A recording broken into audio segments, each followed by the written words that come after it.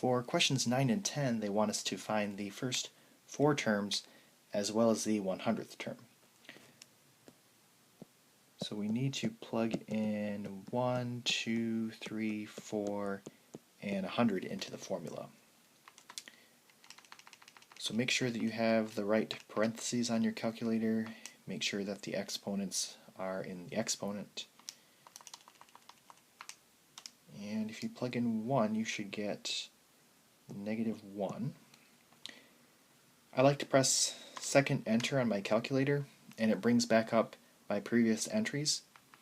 And then you can just replace the 1 that you plugged in now with a 2. And it saves you a little bit of time.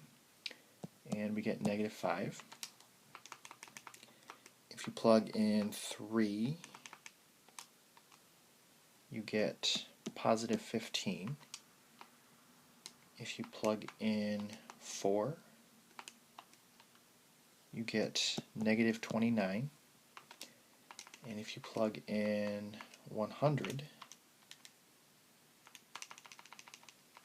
when you plug in 100, if you're recalling your history, you have to use the insert button because 100 has 3 digits and all the other ones just had 1 digit. And if you don't, it'll overwrite whatever's next to it. So,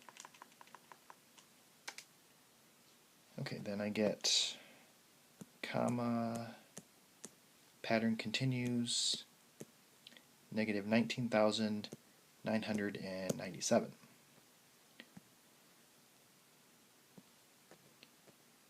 For number 10, I'm doing the same thing.